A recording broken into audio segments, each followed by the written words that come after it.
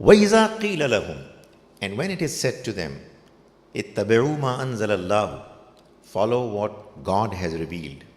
قَالُوا بَلْ نَتَّبِعُوا مَا أَلْفَيْنَا عَلَيْهِ آبَاءَنَا, they say, no, instead we are going to follow what we have found our forefathers doing.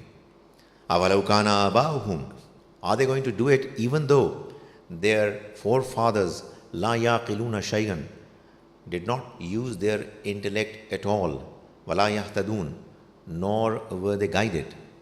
Now this is a lament at the attitude of the people who were invited to follow the Almighty's message. When they were invited by the Prophet, may God's mercy be on him, to follow what Allah Almighty had revealed, they would respond by saying that we will follow only what we have found our forefathers doing.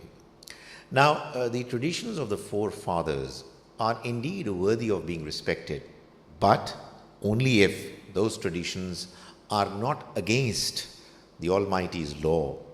They are not against what is clearly the dictate of intellect, which is desirable. To follow what the elders have done blindly is what the Quran condemns, because that really means that a person is not interested in what the truth is. He is only interested in the traditions of his elders. أَوَلَوْ كَانَ آبَاؤُهُمْ لَا يَعْقِلُونَ شَيْئًا, the Almighty says that, are they also going to follow them even in case their forefathers, they did not use their intellect at all? That is, obviously, if the elders have been using their intellect and following a path which was okay and good, then there is no problem in following them. However, if they were neither using their intellect properly, nor were they guided by the Almighty, why would one follow them? In other words, it's important that we critically review what the traditions of our elders is in order for us to follow the right path, in order for us to be confident that what we are doing is going to please the Almighty and is not going to annoy Him. وَمَثَلُ الَّذِينَ كَفَرُوا, and the example of those who have knowingly rejected the truth, كَمَثَلِ الَّذِي يَنْعِقُ بِمَا لَا يَسْمَعُ إِلَّا دُعَاءً وَنِدَاءً, it is the example of the one who is shouting at those who do not hear anything except voices and shouts. صُمٌّ بُكْمٌ عُمْيٌ فَهُمْ لَا يَعْقِلُونَ, they are deaf, dumb and blind. فَهُمْ لَا يَعْقِلُونَ, they do not understand. This example is the example of a shepherd who is asking for attention from the animals that he is looking after.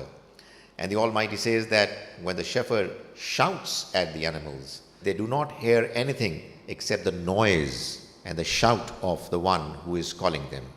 In other words, they don't understand what is being given to them to follow, to look at with an open mind.